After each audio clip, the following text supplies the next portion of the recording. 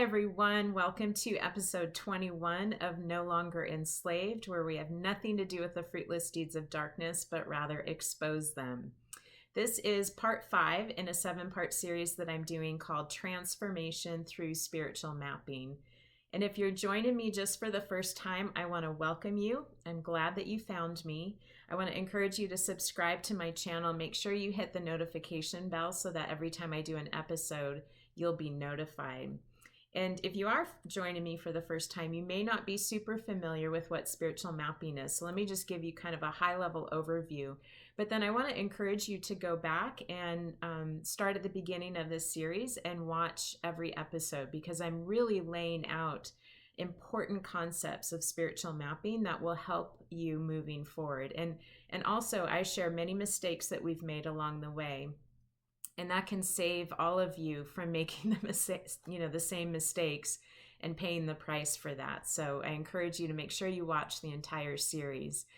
But in a nutshell, what spiritual mapping is it involves, using historical research, current demographic data.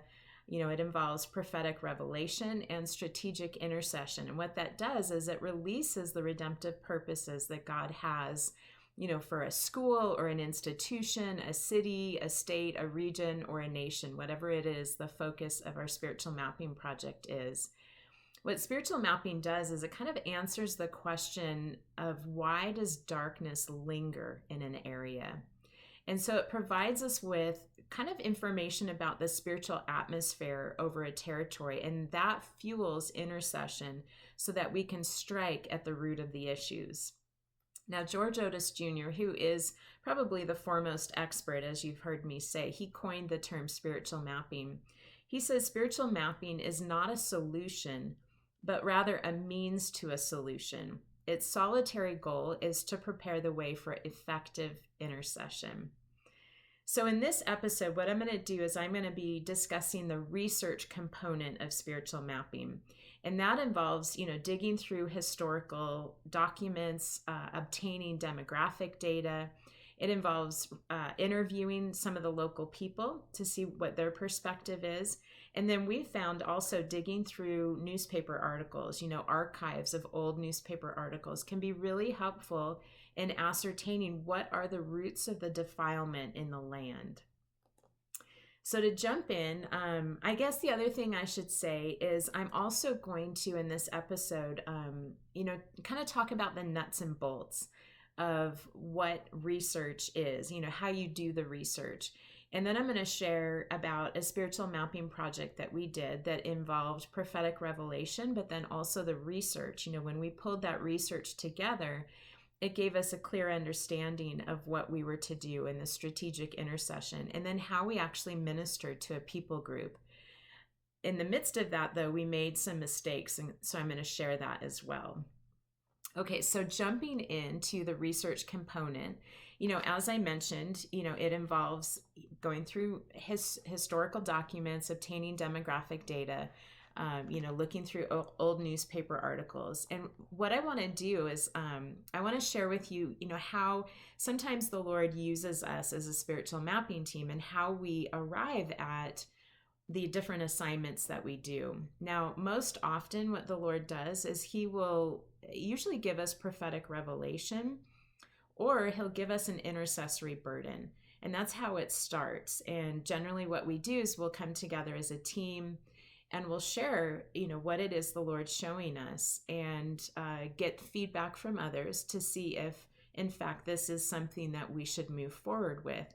Because we always want to, surrender or, be accountable is probably a better way to say it, to others. And so, when we receive prophetic visions, we want to bring those to others, to have them weigh in if they feel like, yes, this is something the Lord is clearly saying, and yes, this is the timing. So that's the beauty of working together as a team, is you can do that with each other.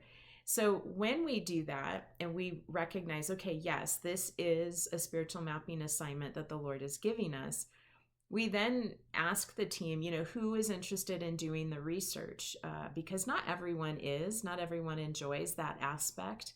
I happen to, which probably is no surprise to you all. But not everyone is. And we don't want to force people to do something they're not interested in. But once we recognize, okay, who is part of our research team, then we'll divvy up the tasks and we'll move forward from there. So what I want to do is I kind of want to lay out some of the basic questions, and then the next layer of questions, and then the next layer of questions that can get you started on doing the research with a spiritual mapping project. So kind of the first level of questions, probably the most basic that you want to address and start thinking of is, what's wrong with my community?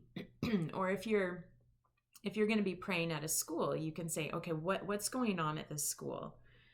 Then the next question is, when did the problem start? So you want to understand, how long has this been going on? And then why has the problem lingered? What's contributing to this continuing? How has it impacted the community? And then another basic question is the church aware of this problem? And if so, what are they doing to address it? So those are some of the basic questions that you can get started on when you're doing the research. Now, another layer of questions is, we want to research the major categories of defilement on the land. And I talked about that in episode 18. And these are, the 4 different categories. We want to research whether or not there's been sexual perversion on the land, or idolatry, or broken covenants, or bloodshed. And so remember, if those things have happened on the land, that's what can establish a stronghold over a territory. So we want to do the research and figure out, have these things happened on the land? Then another layer of research, when you're looking at doing a spiritual mapping project, is, again, you want to dig into the history of the land, the territory, the community. If it's a school, you want to understand the history of these things. So you can ask yourself, particularly about a community, what sort of religious festivals and pilgrimages take place? Because those can reinforce adaptive deception. So you want to understand kind of what's going on there. Another thing is, what are the cultural traditions of this community?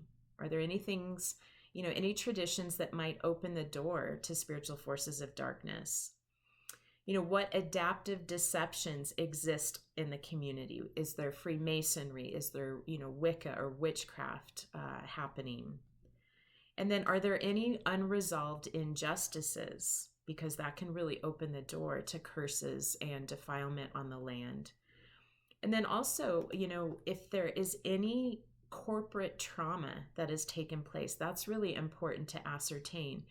Has there been natural disasters, mass shootings, terrorist attacks, even riots, things like that? Because you want to understand, if there has been this corporate trauma, that can, again, open the door to demonic entities and strongholds on the land. Now, one of the tips I want to give you is, as you are conducting research, it's really easy to get off track. It's important to kind of keep your research questions before you so that you don't get lured into going down these rabbit trails. Because if we do find ourselves going outside of the scope of what the Lord's assigned to us, we actually can go outside of his protection. And so that's why it's important just to stay focused on the assignment the Lord's given you in that moment. There may be another time where you can go off on those rabbit trails, and that's quite fine. But again, spiritual mapping it's so important to stay in rhythm with what the Holy Spirit is doing and the Lord's Kairos timing. And that's why, when he gives you an assignment, just stay focused on that assignment. Keep those research questions before you so that you're not led astray. And in previous episodes, I've likened spiritual mapping to like a special forces unit in the military. And when you think about the Navy SEALs, for example, they're given instructions, very clear instructions on how to fulfill their mission. And if one of them decided to kind of veer off and do something outside of the scope of the mission, it would put that person at risk for being taken out. And so we just want to keep that in mind in doing the research moving forward. Now, I want to give you, I want to share a story of another spiritual mapping assignment that actually began for us in the fall of 2002. And at that point in time, we were in the midst of a drought, and the drought had already been going for 3 years. And it was at that point that the Lord began releasing prophetic revelation and strategy of how to pray for the land. And little did we know that this would develop into a 3-year spiritual mapping assignment. So it began on August 28th in 2002, and I was just spending time with the Lord, still before his presence, and the Father gave me a vision. And in this vision, I was in the middle of a desert, and the land had cracks in it because, it was really dry.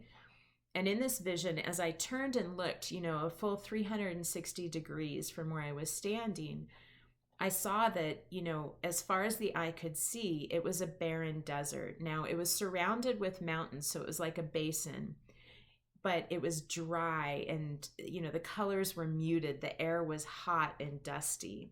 And it was very clear that this land was in the midst of a drought. And so at that point, the Father asked me to lay on the ground. And when I did, I began partnering with the land. And the Father said, listen to the cries of the land. The land has been defiled. I want you to join the land and cry out to me. Out of my mouth will flow living water. And so in this vision, I began to actually hear the sound, the moans coming forth from the land. That hasn't happened for me often. In fact, this was the first time it did, where I was actually hearing in the spiritual realm the cries that the land was making. And at that point, the Father began releasing strategy. And he told me that he wanted me to gather intercessors that had each of the 7 redemptive gifts represented. Now, the redemptive gifts are out of Romans 12. And we were to go to this barren desert, and that this was located in the West Desert of Utah.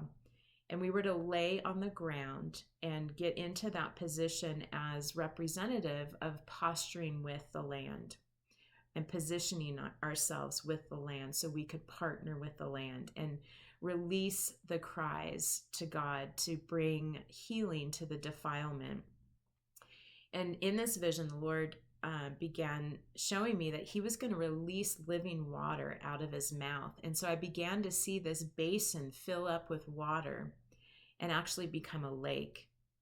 So I knew in this vision that the Lord was asking us to dig ditches in the spiritual realm with our intercession and to declare 2 Kings 3:16 through 17. And I want to read that passage.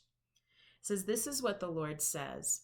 I will fill this valley with pools of water.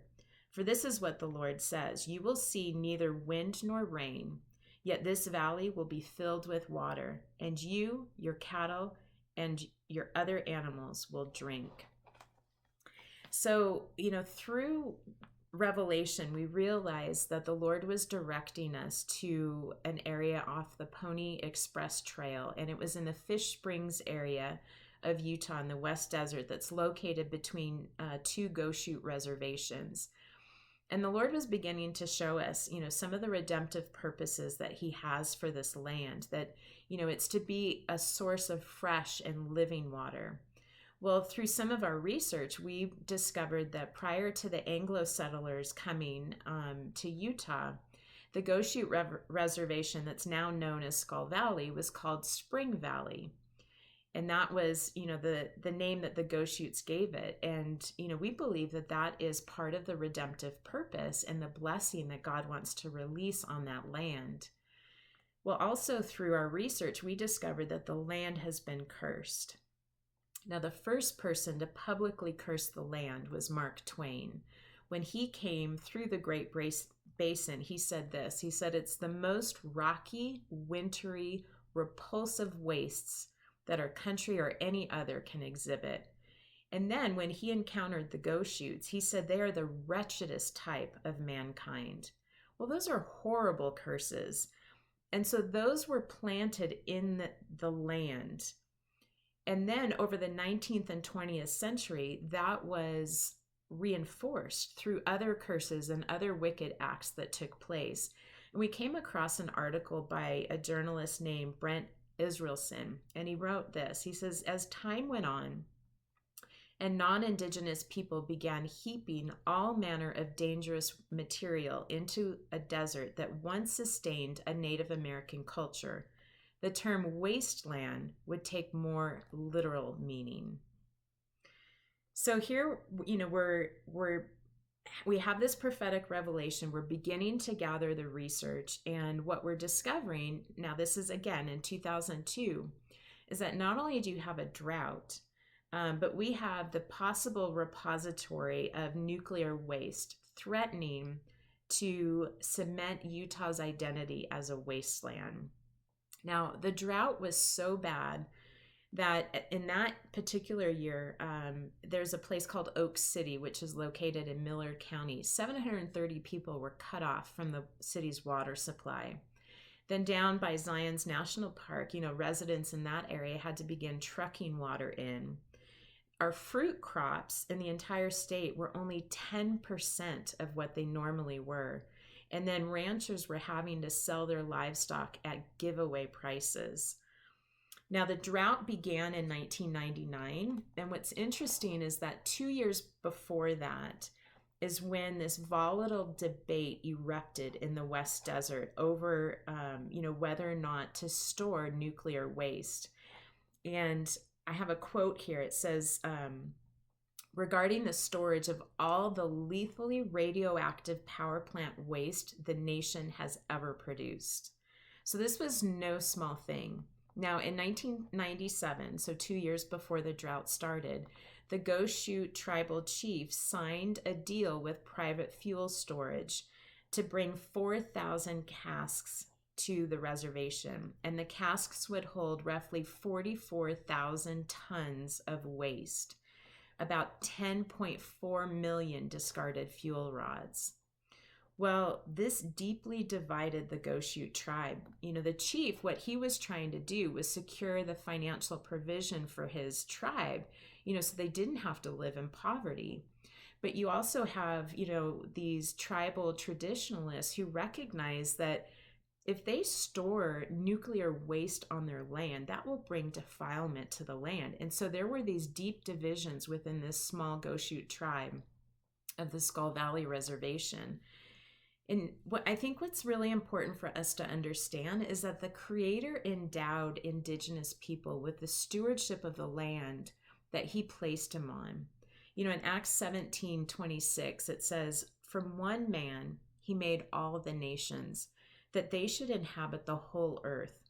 And He marked out their appointed times in history and the boundaries of their lands." So in order to see the land cleansed and redeemed, it's critical that we honor the First Nations people because they are the original stewards of the land. Well, tragically, Indigenous people have not been viewed as an important part of the current life of our nation. In fact, they've been treated as if they have very little value. Well, not only does this strengthen the strongholds that are over a territory, but this deeply grieves the heart of the Father. And one of the things that we recognized with this spiritual mapping assignment is that we needed to dig deeper. We needed to understand the history of the Goshoot people. And it turns out they really have been struggling for survival ever since, the Mormon pioneers set foot on the land of Utah. We did find a really helpful article in the Salt Lake Tribune on September 1st, 2002, and it really provided us with the necessary information to understand the broken covenants and the bloodsheds that have happened on the land. And I want to read a little bit of that article. It says, "A tiny tribe's homeland, 45 miles southwest of Salt Lake City, wasn't always the sagebrush wasteland it is today. Before Brigham Young and his Mormon refugees spilled into the neighboring Salt Lake Valley in 1847, the range within the Stansbury and Cedar Mountains was called Spring Valley. The hills were covered with wild wheat grasses, winnowed and ground by Goshoot women into mush that served as a tribal staple. A few dependable springs provided water. In their tens of thousands, whites came, setting up ranches at the few strategic watering holes and unleashing their cattle on sensitive grasslands. By 1855, the Goshutes were starving. Raids on homesteads for steers escalated to a war of attrition the tribe was ill-prepared to wage. Mormon militia and army troops crushed the uprising, exacting a deadly toll on Goshute camps before forcing their survivors to sign a peace treaty in 1863. So unfortunately, understanding this history and then looking at what has happened to this area of land. So the Skull Valley Reservation is in Tooele County. And unfortunately, Tooele County over the years has been really a dumping ground for toxic waste. Skull Valley is surrounded for miles by waste-related sites. So you have the Dugway Proving Grounds that is about 10 miles southwest from Skull Valley. And this is a highly classified government site where you have the nation's top biologists and chemists really conducting thousands of experiments on animals and humans. And then in the chemical arms race, 42% of the U.S. stockpile of chemical toxins has been stored in bunkers at the Army's Deseret Chemical Depot, and that's located about 15 miles southeast of Skull Valley. Then on the border of the Great Salt Lake, about 25 miles from Skull Valley, you have MagCorp, which is a company that extracts magnesium while spewing copious amounts of chlorine and dioxin. Now, dioxin is a carcinogenic, so they're spewing this into the air and the land. In fact, MagCorp is often among the top as far as the EPA's list of worst offenders. So with Skull Valley being located, in the midst of all of this, the tribal chief felt like he had really no other options than to sign the deal with the private fuel storage. And this is what he has to say. He said, "We look at the land and we see that out of the 7.3 million acres that once was our Aboriginal territory, we get 18,000. We have no natural resources and are surrounded by hazardous sites already, which mitigates what we can do. The state of Utah deemed this area out here an industrial waste zone already." So you can understand a little bit of why he made the choice that he did. But again, it just deeply divided, this small Goshute tribe. And opponents of the nuclear deal, they didn't get some of the annual tribal dividends because they were opposing the deal. And one opponent, was fairly vocal about what was going on. And I won't give her real name because I don't have her permission, but I'll just call her Isabel. Well, Isabel and her family, they were living in poverty because they weren't getting the dividends that were owed to them as being a Goshute. And so Isabel, her septic tank was full and her family was not able to shower. They had to use the outhouse that was across the road. As far as powering her utilities, she was using a propane tank the size of what we would use, to use for barbecuing in our backyards. Her floorboards or her flooring in her house was plywood. And then her daughter's home that was just adjacent across the street from where she was living, her daughter's pipes in this home froze several winters ago. And, her daughter had just had a baby, was living in a home where there was no running water. She had to use a wood stove to warm her home. And they had repeatedly asked for help from the tribe, but the tribe denied them help. And so it was very difficult for them to be able to survive.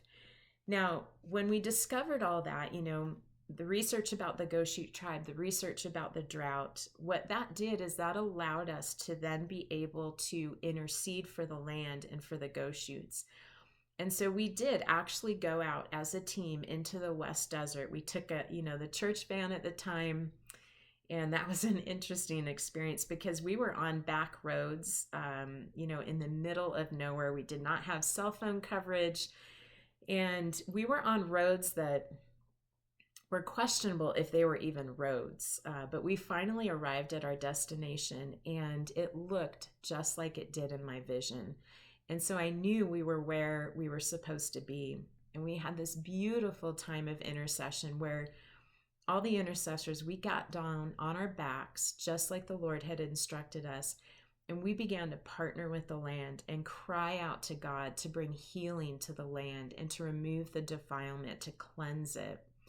And it was such a beautiful time. And what happened is that began the turnaround in the drought. Now, the drought didn't end after that prayer initiative, but we began to see the start of a turnaround. And the drought wouldn't end for another 3 years after that.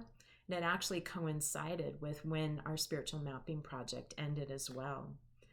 Now, I want to share with you some of the mistakes we made in this spiritual mapping assignment. Our hearts were good, but we didn't follow proper protocol when it comes to interacting with First Nations people. And it really was because we were naive. We didn't understand at first. And unfortunately, in the end, it severed relationship, and that was heartbreaking.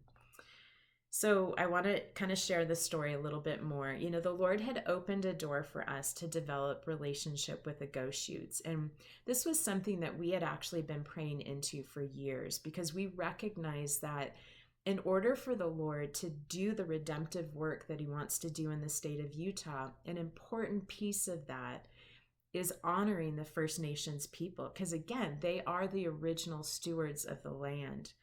And so we knew that this was an important component, and we had been praying, Lord, open the doors for us to be able to establish relationship with the First Nations people of Utah.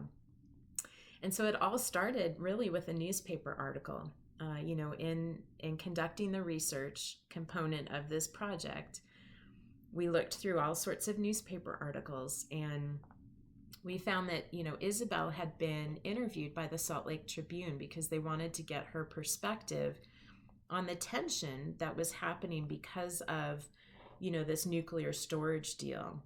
Well, in this article is how we discovered that, Isabel and her family were living in abject poverty because they were opposing the nuclear deal. So as a spiritual mapping team, we prayed and we asked the Lord, is this an opportunity to go help and to meet Isabel and her family? And we all felt that the Lord was giving us the green light. And so we did. A few of us went out there and we drove out. And I have to say, I was pretty nervous going out there because we really were going onto this reservation uninvited, and we were inserting ourselves in the midst of some pretty intense tribal tension. And once we got onto the reservation, we could feel the intensity in the spiritual atmosphere. There was hatred, unforgiveness, division, there was deception and shame and guilt and even violence. And so it was pretty intense. And if we weren't confident that the Lord was asking us to go out there, I know I would have chickened out because I was really pretty nervous going out there. So our first trip, all we had to go on was a picture of Isabel in front of her home from the Salt Lake Tribune. And so we got out to the reservation and we found the home, and it turns out Isabel wasn't home. But we were able to meet her adult son, and we introduced ourselves and explained why we had come out and that we wanted to help restore the necessities for Isabel and her family. And so he gave us Isabel's phone number, and I contacted her when we got back, and we arranged for a time that we could come out and meet her. And we did. And when we came out, we offered that we wanted to help. We wanted to restore her daughter, the pipes in her daughter's home. We wanted to get running water back in her daughter's home. We wanted to replace the flooring in Isabel's home. We wanted to also empty the septic tank. And so she was open to having our help, which was a blessing for us. And over the next 8 months, we took several different work trips with different work crews to do the repairs. And I have to say, the hardest by far was the septic tank, because she didn't know exactly where it was buried on her property. She just kind of knew the general area. And so we dug by hand to find that septic tank, and then had to empty it. And so it was no small task. But we followed through on absolutely everything we offered. And it was a beautiful opportunity to bless this family. And what it did is it developed, the start of a beautiful friendship between Isabel and us. And she really was grateful. And she, was able to trust us because we actually followed through on what we said we were going to do. So over the course of the next year and a half, we made several trips out to Skull Valley. Now, it's just for those of you that don't know Utah, it's about an hour and a half to 2 hour drive from the Salt Lake Valley. So we would go out there and visit with her. There were times where she would come into Salt Lake Valley and visit with us. And it just was this beautiful friendship. I would talk with her over the phone and, different things like that.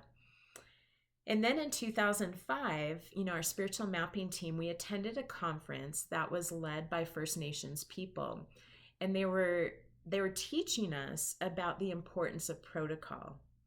And it was at that point in time that we became deeply convicted that we had not operated under the appropriate protocol, because we had not met with the tribal chief first, the Goshute chief. We had not honored him by meeting with him first.